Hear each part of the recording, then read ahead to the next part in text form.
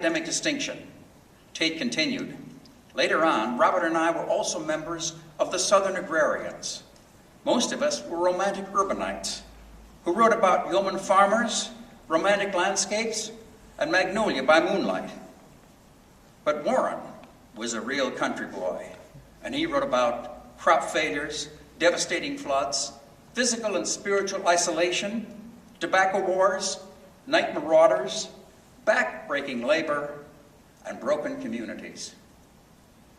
He was deeply distressed when the New York Times Literary Review discussed the agrarians as trying to restore the bankrupt plantation system of the South, when they wrote, "I'll take my stand."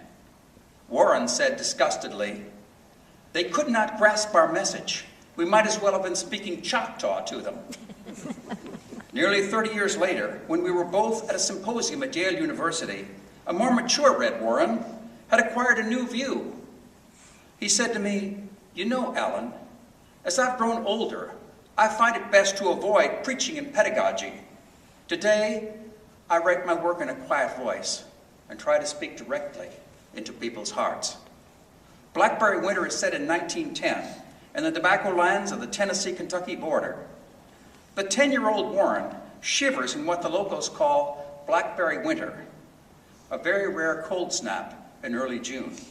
The story begins one day after a flash flood, during which many neighboring farmers have suffered damage. Warren's parents have hired a tramp to clean up the drowned chicken in the chicken yard and reroute the water-damaged tobacco plants. I took the man around to the end of the porch where a pump was, and where a couple of wash pans sat on a low shelf for people to use before they went into the house. I stood there while he laid down his little parcel wrapped in newspaper and took off his hat and then looked around for a nail to hang it on.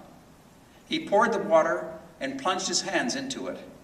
They were big hands and strong-looking, but they did not have the creases or earth color of the hands of men who work out of doors, but they were dirty, with black dirt ground deep into them and under the nails. After he washed his hands, he poured out another basin of water and washed his face. He dried his face with the towel, still dangling in his grasp, and stepped over to the mirror on the house wall. He rubbed one hand over the stubble of his face. Then he carefully inspected his face, turning first one side and then the other, and stepped back and settled his striped coat down over his shoulder. He had the movements of a man who just dressed up to go out to a church or a party. The deliberate way he settled his coat and then smoothed it and scanned himself in the mirror. Then he caught my glance on him. He glared at me for an instant out of his bloodshot eyes and demanded in a low, harsh voice, "What are you looking at?" "Nothing," I managed to say, and stepped back a step from him. He flung the towel down, crumpled on the shelf, and went toward the kitchen door and entered without knocking. My mother said something to him that I could not catch. I started to go in again, then thought about my bare feet and decided to go back to the chicken yard, where the man had gone to pick up the dead chicks. I hung around the chicken house until he came out. He moved across the chicken yard with a strange, fastidious step, all the while looking down at the cracked mud, flecked with bits of chicken droppings. I stood some 6 feet behind him as he picked up the first one of the drowned chicks. He held it up by 1 foot and inspected it. There is nothing deader than a drowned chick. The feet curl in that feeble, empty way, which back when I was a boy, even if I was a country boy who did not mind much hog killing or frog gigging, made me feel very hollow in my stomach. And the eyes had that bluish membrane over them, which makes you think of a very old person who is very sick and about to die. The man stood there and inspected the chick. Then he looked all around, as if he did not know what to do with it. "There's an old basket over in the shed," I said, and I pointed to the shed attached to the chicken house.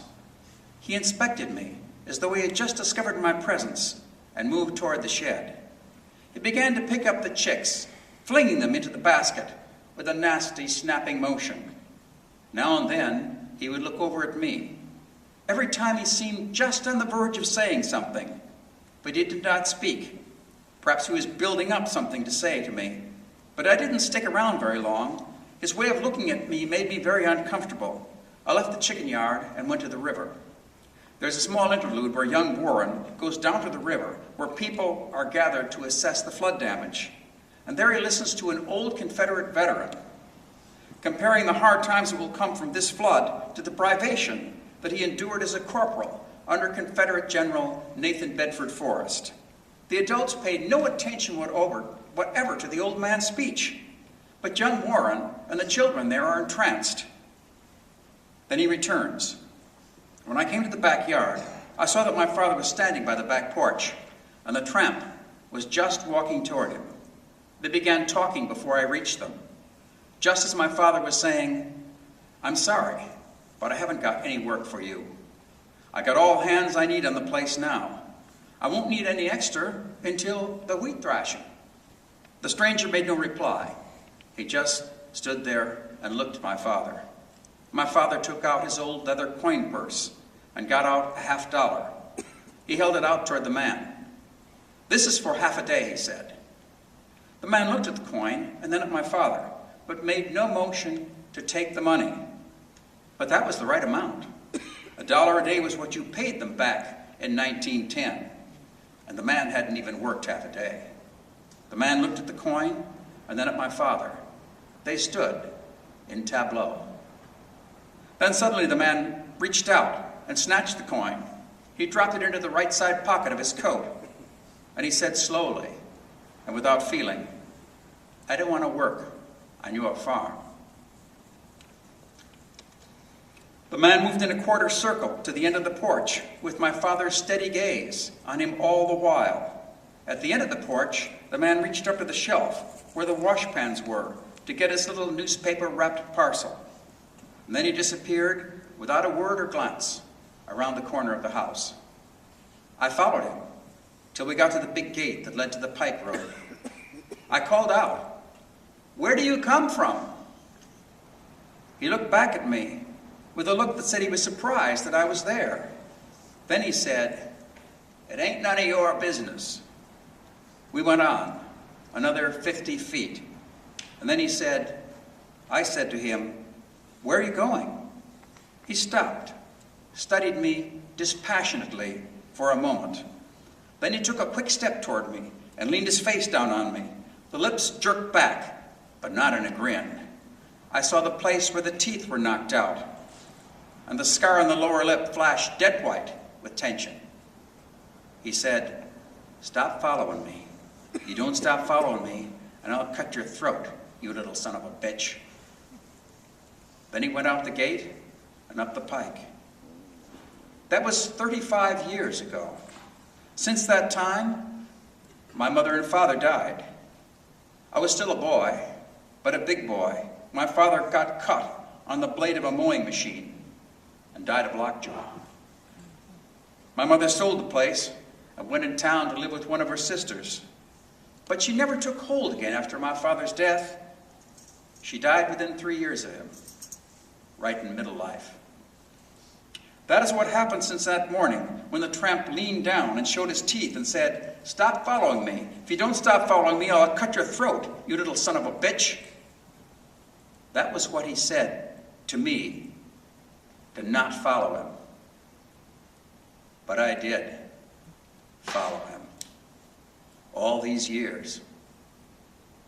Later on, Robert Penn Warren wrote of the story, "The passage of that tramp was the beginning of my wonder year.